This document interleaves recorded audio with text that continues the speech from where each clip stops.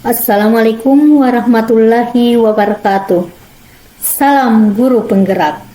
Saya Nur Fitriani, calon guru penggerak angkatan 9 dari Kabupaten Bulukumba, akan memaparkan kesimpulan dan refleksi pemikiran Ki Hajar Dewantara pada modul 1.1 koneksi antar materi. Pendidikan dan pengajaran tidaklah sama. Pengajaran adalah bagian dari pendidikan. Menurut Ki Hajar Dewantara, pengajaran adalah proses pendidikan dalam memberi ilmu untuk kecakapan hidup anak secara lahir dan batin.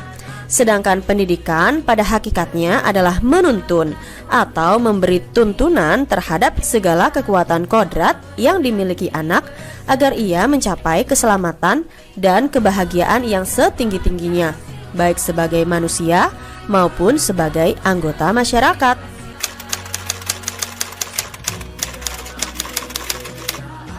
Sebelum mempelajari modul 1.1 tentang pemikiran Ki Hajar Dewantara, pembelajaran yang saya lakukan hanya sebatas transfer materi pelajaran saja.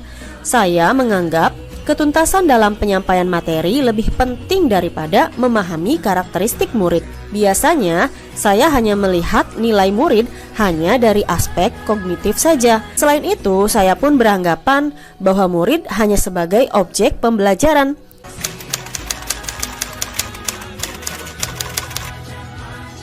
Namun, setelah saya mempelajari modul 1.1 tentang pemikiran Ki Hajar Dewantara, saya menyadari bahwa apa yang saya pikirkan dan saya lakukan selama ini tidak tepat. Seharusnya saya melakukan proses pembelajaran secara menyeluruh, bukan hanya aspek kognitif saja, namun juga afektif, psikomotor, spiritual, sosial, dan budaya. Murid bukan sebagai objek pembelajaran, melainkan subjek pembelajaran. Artinya, murid memiliki kebebasan berekspresi, mengemukakan pendapat, dan berkreasi sesuai dengan metode atau model pembelajaran dan media yang tepat.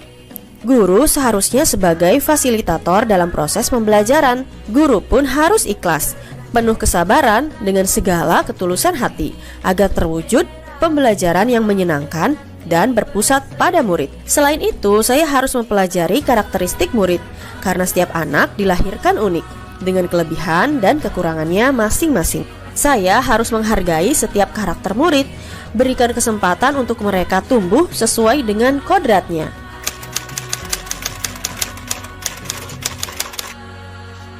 Yang dapat segera saya terapkan dalam pembelajaran di kelas antara lain merancang pembelajaran yang interaktif dan menyenangkan dengan melibatkan murid sesuai dengan metode student center.